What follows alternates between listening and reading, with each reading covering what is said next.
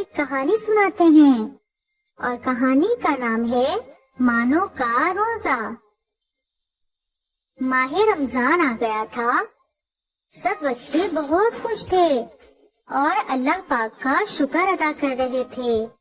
ایک دن اسکول میں ٹیچر نے سب بچوں کو بتایا، ماہ رمضان کا روزہ مسلمانوں پر فرض ہے، ہمیں اللہ پاک کو راضی کرنے کے لیے روزہ رکھنا چاہیے۔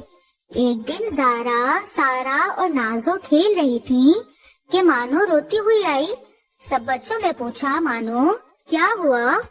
مانو نے کہا، میرا روزہ ٹوٹ گیا ہے۔ سب نے پوچھا، تمہارا روزہ کیسے ٹوٹا؟ مانو نے کہا، میں نے روزے میں کیلا کھا لیا اور پانی بھی پی لیا۔ سارا نے کہا، مجھے معلوم تھا کہ تم سے روزہ نہیں رکھا جائے گا اور تم کھانا کھا لو گی۔ زارا نے سارا سے کہا، ہمیں ایسا نہیں بولنا چاہیے، یہ اللہ پاک کو پسند نہیں ہے۔ زارا نے مانو سے پوچھا، کیا تمہیں معلوم نہیں تھا کہ روزے میں کھانے یا پینے سے روزہ ٹوٹ جاتا ہے؟ مانو نے کہا، ہاں مجھے معلوم تھا، مگر مجھے یاد ہی نہیں رہا کہ میرا روزہ ہے اور میں نے بھول کر کیلا کھا لیا۔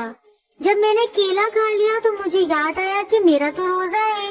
یہ بول کر مانو پھر سے رونے لگی۔ سارا بولی، جب تمہیں معلوم تھا کہ روزے میں کھانے یا پینے سے روزہ ٹوٹ جاتا ہے، پھر بھی تم نے کیلا کھایا اور پانی پیا، کیوں؟ سب مانو کو دیکھ رہے تھے۔ سارا نے کہا، میری امی نے ایک بار مجھے بتایا تھا کہ بھول کر کھانے یا پینے سے روزہ نہیں ٹوٹتا۔ یہ سن کر مانو اور سب بہت خوش ہوئے۔ مانو بھاگ کر امی کے پاس آئی اور امی کو ساری بات بتا کر پوچھا، کیا میرا روزہ ٹوٹ گیا؟ امی نے کہا، نہیں زارا۔ کہا، نہیں، زارا نے ٹھیک کہا، بھول کر کھانے پینے سے تمہارا روزہ نہیں ٹوٹا۔ دوسرے دن سب کلاس میں گئے تو مانو نے یہ بات ٹیچر کو بھی بتائی۔ ٹیچر نے خوش ہو کر زارا کو کہا، شاباش، آپ نے بہت اچھا کام کیا۔